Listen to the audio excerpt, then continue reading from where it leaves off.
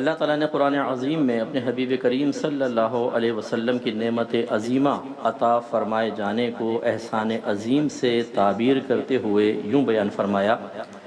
کہ لقد من اللہ علی المؤمنین اذ بعث فیہم رسولا من انفسہم یتلو علیہم آیاتہ ویزکیہم ویعلمہم الکتاب والحکمہ وَإِن كَانُوا مِن قَبْلُ لَفِي ضَلَالٍ مُبِينٍ صدق اللہ العظیم۔ اللہ تعالیٰ ارشاد فرماتا ہے کہ ضرور بے شک اللہ تعالیٰ نے مومنین پر ایک احسان عظیم فرمایا، کیونکہ یہ مننا لفظ جو ہے یہ فعل ہے، ورب ہے، اور یہ منت سے نکلا ہے، اور کلام عرب میں منت احسان عظیم کے معنی میں بھی آتا ہے اور ایک بہت بڑی نعمت کے معنی میں بھی آتا ہے۔ دونوں کو اگر ترجمہ دیکھا جائے تو ضرور بے شک ہم نے مومنین کو ایک نعمت عظیمہ عطا فرمائی، یا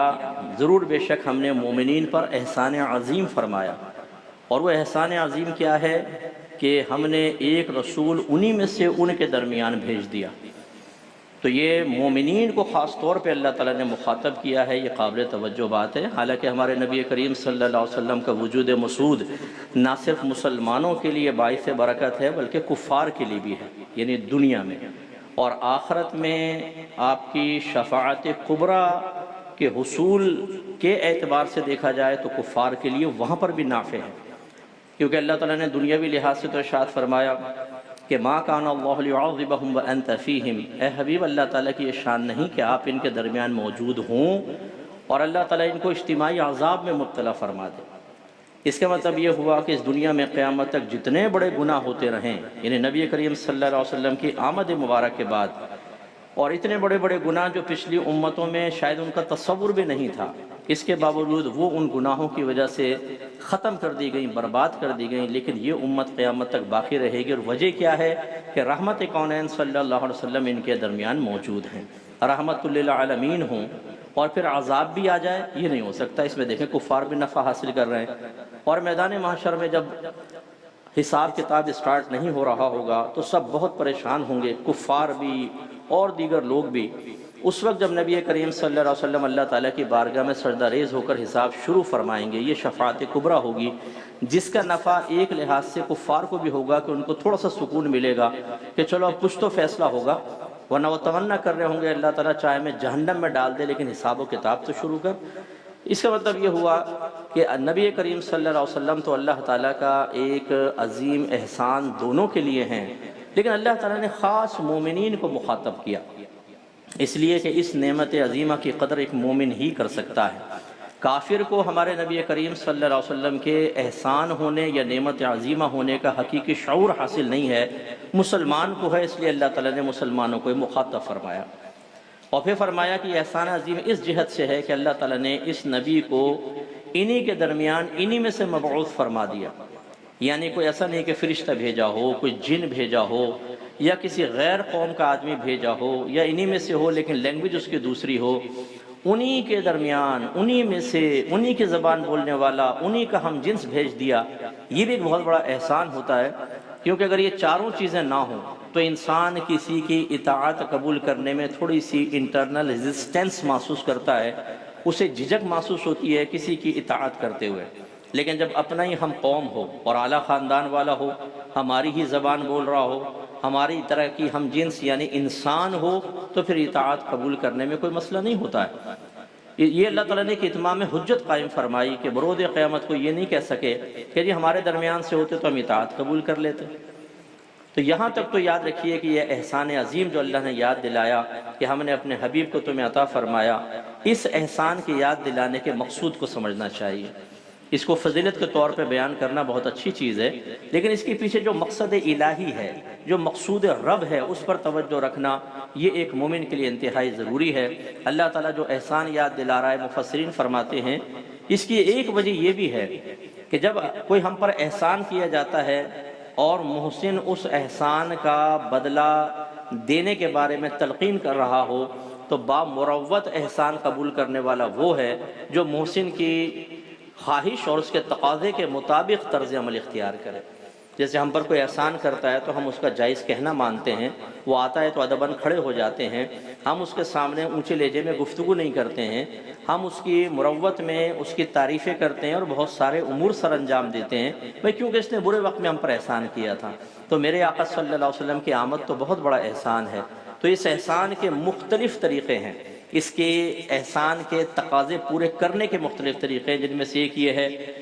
جیسے علماء نے فرمایا کہ جب نبی کریم صلی اللہ علیہ وسلم کی آمد مبارکہ ہو خاص طور پر، ورنہ تو پورے سال ہی، لیکن خاص طور پہ اس میں سرکار کے فضائل اور مناقب بیان کرنا کہ جو اتنا بڑا محسن ہو کہ جس کی برکت سے ہمیں جنت میں سب سے پہلے داخلہ ملے گا، کیونکہ نبی کریم صلی اللہ علیہ وسلم ارشاد فرماتے ہیں کہ خدا کی قسم جب تک میں داخل جنت نہ ہو جاؤں پچھلے تمام نبیوں پہ جنت حرام ہے، اور جب تک میری امت داخل جنت نہ ہو جائے پچھلی امتوں پہ جنت حرام ہے۔ تو اس کا مطلب یہ ہوا کہ رحمت کونین صلی اللہ علیہ وسلم کے قدموں کی برکت سے تو ہمیں اتنی اعلیٰ جنت ملے گی، تو اس نبی کی خوشیاں کیوں نہ منائیں، اس نبی کے ترانے کیوں نہ گائیں، اس کے فضائل و مناقب کیوں نہ ذکر کیے جائیں۔ اور پھر ایک احسان کا تقاضا یہ بھی ہے کہ ہم ان کی اطاعت کریں، ان کا کہنا مانیں، ان کی سیرت اور کردار کو اپنائیں۔ آج آپ باہر کے معاشرے کو دیکھ لیں، انہوں نے اخلاقیات کو اختیار کر کے، اپنے تربیت کو کامل کر کے اور اپنے معاشرے سے فساد کو دور کر کے اصلاح اختیار کر کے ایک بے مثال معاشرے کی بنیاد رکھی ہے، اور آج ہم مسلمان اس کی مثالیں دیتے ہیں، لیکن انہوں نے اس کے لیے بنیاد یا تو وہ کہتے نہیں ہیں،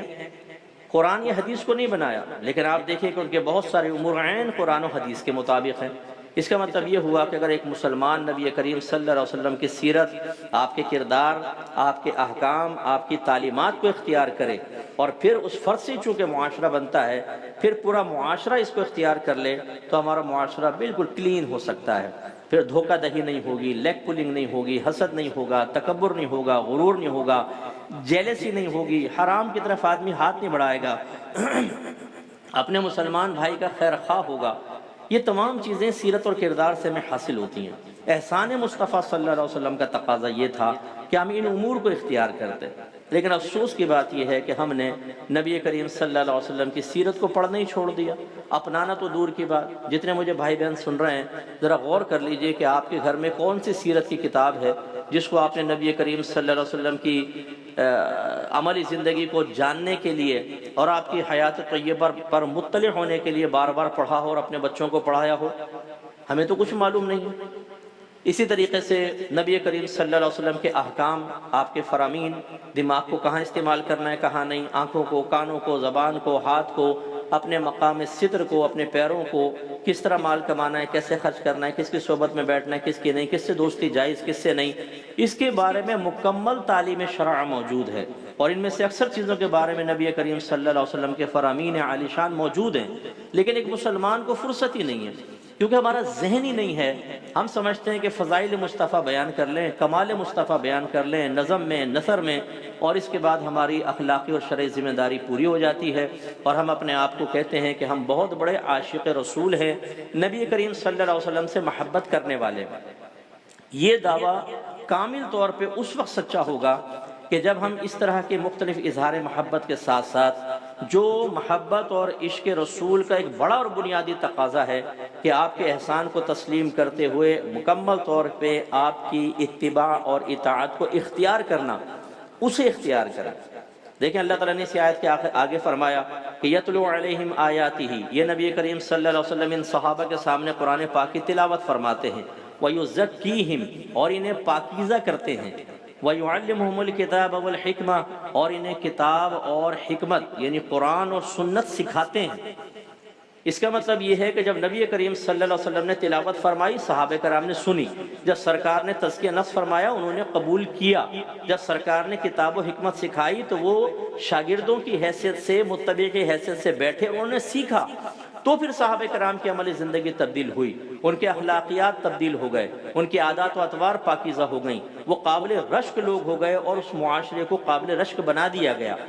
ہماری صورتحال یہ ہے کہ ہمارے سامنے اللہ کے نبی کا پیغام آئے، ہم توجہ نہیں کرتے ہیں۔ ہماری بہنوں کو دیکھ لیجئے، وہ ایک آزادانہ زندگی گزارنا پسند کرتی ہیں۔ اگر کوئی عالم دین نبی کریم صلی اللہ علیہ وسلم کا ایسا پیغام پہنچا دے جس سے ان کو اپنی آزادانہ زندگی میں رکاوٹ محسوس ہو، تو وہ براہ راست نبی کریم صلی اللہ علیہ وسلم کو تو غلط کہنے کی جرات نہیں کرتی ہیں۔ وہ کہتی ہیں ان مولویوں نے زندگی تنگ کر دیا، ان مولویوں نے اپنا ہی دین بنا لیا ہے۔ ایسی بہنوں سے میں گزارش کرتا ہوں، اور اسی طرح ان کی پیروی کرنے والے بہت سارے بھائیوں سے میں گزارش کرتا ہوں کہ اگر مولویوں نے اپنا ایک سخت دین بنا لیا ہے تو وہ نرم دین آپ لے کر آئیں، اس نرم دین کو قرآن و حدیث سے آپ ثابت کریں، جس میں نرمی موجود ہے، آسانی موجود ہے، جس میں آپ کے کیے جانے والے تمام اعمال کے درست ہونے کے دلائل موجود ہیں۔ قیامت تک نہیں لا سکتے آپ۔ اب مسئلہ یہ ہے کہ صحابہ کرام علیہم رضوان نے تو سرکار کے پیغام کو سنا اور انہوں نے اپنے آپ کو چینج کر لیا۔ اس میں چاہے دنیا کو نقصان ہوا، رشتہ داروں کو چھوڑنا پڑا، انہیں اپنی عادات و اطوار ترک کرنی پڑی، انہیں اپنی نفسانی ہزارہا خواہشات کو قربان کرنا پڑا، انہوں نے لبیک کہا اور سرکار کے قدموں میں اپنے سروں کو رکھ دیا تو عروج پا گئے۔ ہم احکام نبی صلی اللہ علیہ وسلم کے مقابلے میں ایک تکبرانہ طرز اختیار کیے ہوئے ہیں جس کو ہم تکبر کہنے کے لیے تیار نہیں۔ لیکن آپ جب کسی کا کہنا نہیں مانتے، جب ہم کسی کا حکم نہیں مانتے، جب ہم کسی کی ہدایت پہ نہیں چلتے، جب کسی کی نصیحت قبول نہیں کرتے، کسی کی تلقین کو صمیم قلب سے قبول کرنے کے لیے تیار نہیں ہوتے، تو یاد رکھیں اس میں ایک تکبر پیچھے ضرور پوشیدہ ہوتا ہے۔ اللہ تعالیٰ نے آدم علیہ السلام کو سجدہ کرنے کے لیے شیطان، ابلیس اور فرشتوں کو حکم دیا۔ فرشتوں نے عاجزی اختیار کی، سجدے میں چلے گئے، لیکن شیطان کھڑا رہا، اس نے حکم نہیں مانا۔ تو اللہ تعالیٰ نے اس کو کس چیز سے تعبیر فرمایا؟ ابا واستکبر وکان من الکافرین، اس نے انکار کیا، تکبر کیا اور کفر کرنے والوں میں سے ہو گیا۔ تو آج کی اس ہماری محفل، اس مجلس اور ربیع الاول کے اس مبارک مہینے کی ان مبارک ساعتوں میں ایک آخری پیغام ہمارا یہ ہے کہ خدا را